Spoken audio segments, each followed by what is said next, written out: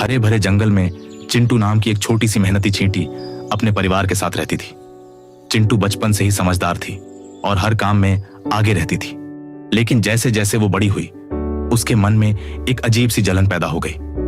जब वह मोर को नाचते देखती तो कहती, देखो उसकी सुंदरता, सब उसकी तरफ देखते हैं, मेरी तरफ कोई क्यों नहीं देखता। तितली को उड़ते हुए देखती तो सोचती, काश मैं भी पंखों से उड़ सकती, मुझे तो जमीन पर ही रेंगते रहना पड़ता है। यहां तक कि वो गिलहरी से भी जलने लगी थी, जो पलक झपकते ही एक पेड़ से दूसरे पर छलांग लगा लेती। धीरे धीरे चिंटू का ध्यान अपने काम से हटने लगा।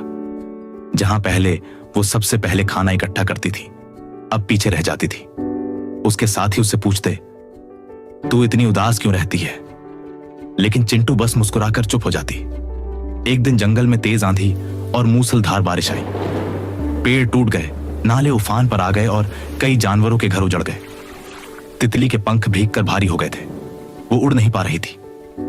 गिलहरी का पेड़ गिर गया था और वो कांपती हुई जमीन पर बैठी थी। मोर की रंगीन पूंछ गीली हो चुकी थी और वो अपने पंख भी नहीं फैला पा रहा था।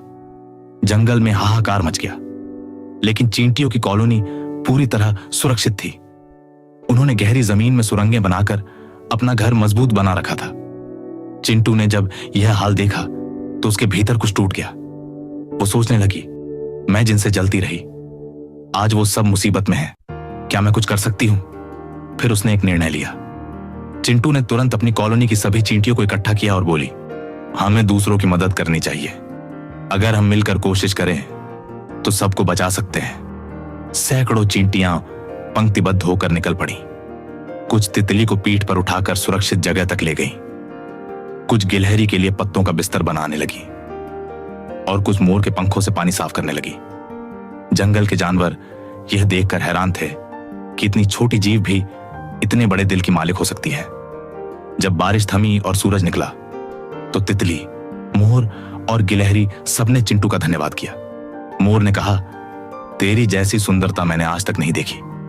गिलहरी बोली, आज मुझे समझ में आया कि असली ताकत दिखावे में नहीं, सेवा में होती है।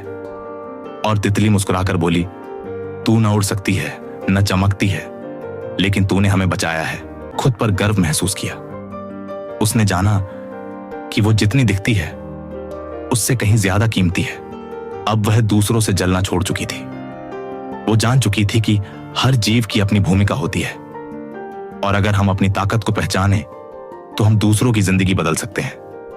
दूसरों से जलन करना हमें कमजोर बनाता है, लेकिन जब हम अपने भीतर की खूबियों को समझते हैं और उनका इस्तेमाल दूसरों की मदद में करते हैं, तभी हम सच्चे अर्थों में खास बनते हैं। छोटा होना कमजोरी नहीं है, जो बड़ा दिल रखता है वही असली बड़ा होता है।